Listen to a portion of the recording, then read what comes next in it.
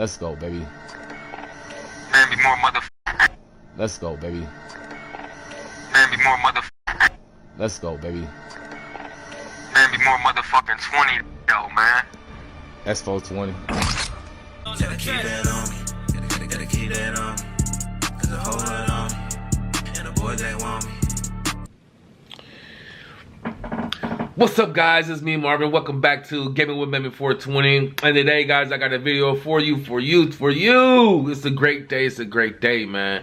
Trump just signed the great, beautiful bill to reclassify cannabis to Schedule 3. Yeah! Reclassifying cannabis to Schedule 3. Man, a long time in the making, but it's finally here. You know what I'm saying? So, whoop-de-doo.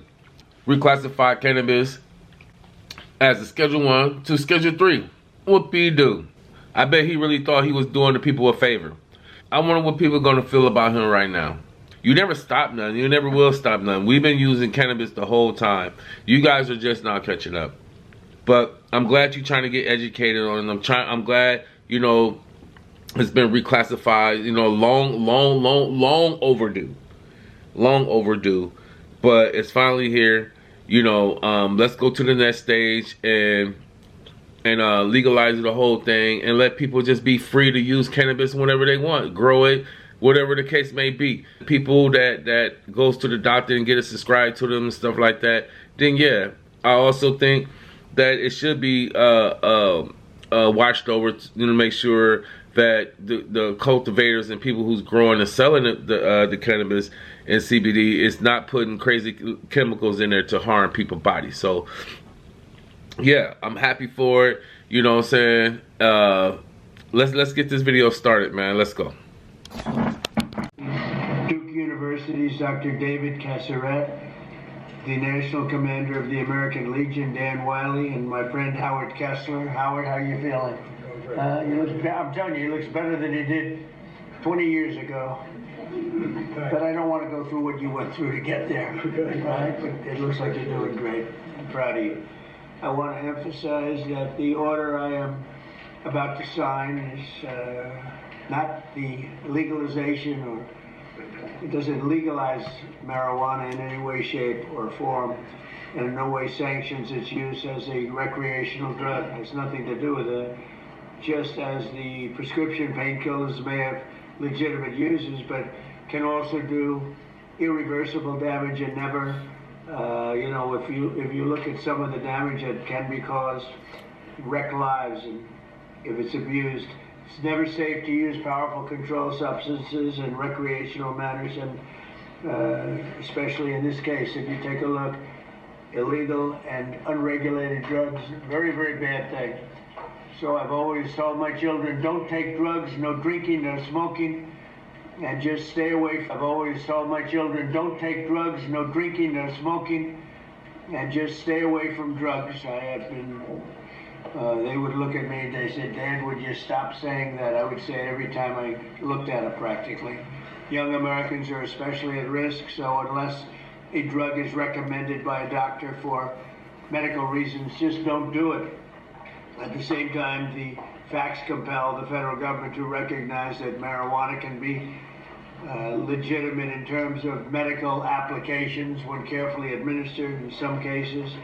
This may include the use as a substitute for addictive and potentially lethal opioid painkillers, and they cause tremendous problems. This can do it in a much lesser way, can make people feel much better that are living through tremendous pain and problems.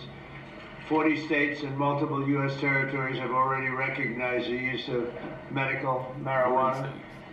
This reclassification order will make it far easier to conduct marijuana-related medical research, allowing us to study benefits, potential dangers, and future treatments. It's going to have a tremendously positive impact, I believe. We're also asking Congress to reconsider its classification of hemp-derived CBD to ensure seniors can access CBD products they have found beneficial for pain and other reasons. Some people are literally dying, and they're dying with tremendous pain, and this can, in many cases, literally stop it. and they have their senses about them, as opposed to painkillers, which don't allow them to die with dignity, frankly.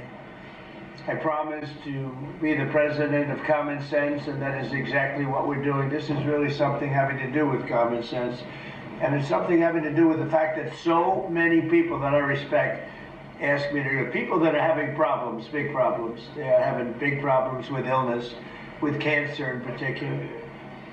I now want to ask Dr. Oz to say a few words, followed by Dr. Braun, Dr. Casseret, Dan Wiley, and Dr. Valcow, and we'll sign the order as soon as they're complete, and we'll take some questions. Please, go ahead. Mr. President, thank you for always bravely pushing for common sense change, as you call it. So President Trump, Secretary Kennedy have been pushing for change. They're passionate in their desire to help the American people, and they have relentlessly pursued this agenda throughout this administration. This also includes a deep passion for research, gold standard research, as Secretary Kennedy also says. But there's another side to the president that often isn't reflected in media reports, and that's the deep passion he has for the people in his life. And he has called me frequently about the people who are calling him, as he alluded to, who are saying that they've got problems and they got relief from some of the solutions we're talking about today. Howard Kessler, who's standing behind me here, was a mutual friend of ours, was an early caller of the president. Many others have ever reached out as well. And Howard's been a passionate advocate for avoiding narcotics, especially in seniors, and particularly seniors suffering from cancer.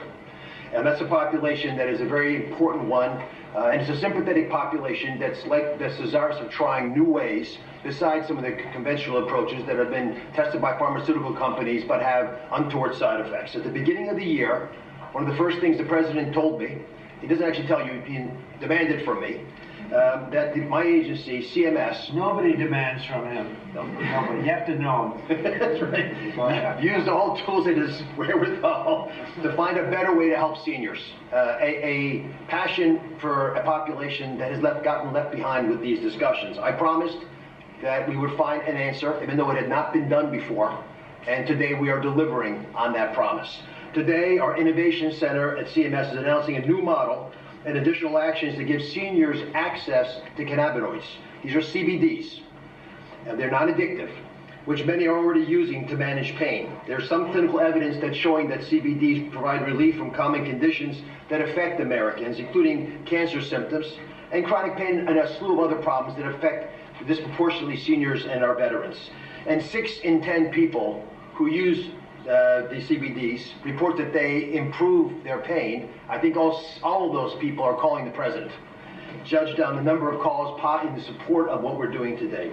And sometimes these decisions are difficult, and there's a reason this hasn't happened before, and there's a reason, Mr. President, that every president before you has whiffed on this issue. It's tough. And I know there's going to be a lot of discussion about it. That's why we're so passionate about making it clear that this patchwork that we're working within now, the laws and regulations, they're leaving patients and doctors without adequate guidance on the safeguards of how to use these products, even though they're still being used. At Medicare, we cover 68 million Americans, including people under the age of 65. And they did not have a way of providing these treatments until today. With the president's insistence, that's all changes. The Innovation Center models are going to allow millions of Americans on Medicare to become eligible to receive CBD as early as April of next year, and at no charge, if their doctors recommend them. Thanks to the hard work of the entire CMS team, especially Abe Sutton and Gita Dio at the Innovation Center, the accountable care organizations in this country working with Medicare will be able to provide these products, again, at no cost to patients. Medicare Advantage insurers, and we've been calling them, are also agreeing to consider CBD to be used for the 34 million Americans that they cover. If you can hear my voice and you're over 65, you should pay attention to this executive order because it's going to touch your life. Again, this all becomes active after the first quarter of next year. These CBD products must first meet local and state quality and safety standards. They must come from legitimate sources, and they must abide by other regulations of those states. With these boxes checked, patients can be eligible for up to $500 of hemp-derived products each year. This is the first government-led testing of quality and outcomes for patients across different conditions, and it delivers on the need for more data collection and research into hemp usage. CMS is going to collect data. That's our job on the patients that are being given these products by their physicians. In accordance with all the privacy and security regulations, we're going to analyze that data. We're going to make it publicly available to everybody to be able to analyze with us. If it shows promise, we will expand access to these products to even more conditions amongst Medicare and Medicaid beneficiaries. I want to thank not just the Secretary, but I'm Marty McCary. We want a lot of companies who are doing this research that approach the FDA for formal approval. That is the right way to move forward. And Jay Bhattacharya, who's hiding in the back, he rarely hides, but Jay runs NIH, and he's agreed to support initiatives to study the data that we're collecting. Howard Kessler, God bless you for being a pain in our sides. Mr. President, he's promised to stop calling you. But on this issue, we'll call you on other issues.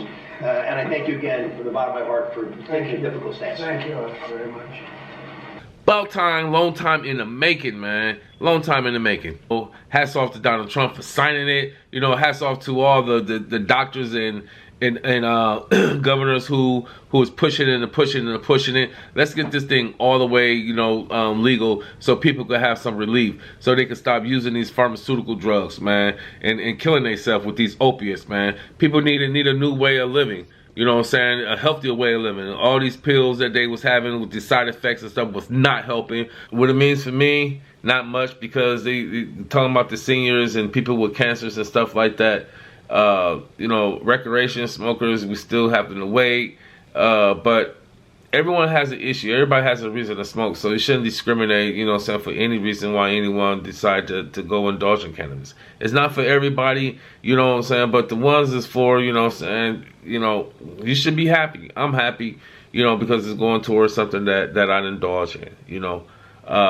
Big cannabis advocate, especially when it comes down to pain, you know, just choosing natural remedies to heal the body. You know, these cannabinoids in this cannabis has, you know, great components that takes away the pain and so on and so forth. But nevertheless, man, I hope you guys like this video. Comment, subscribe to the channel, and stay tuned for the next video. All right, let's go. Let's go, baby. Man, be more motherfucking. Let's go, baby. Man, be more motherfucking. Let's go, baby. Man, be more motherfucking 20, though, man. S420. Gotta keep that on.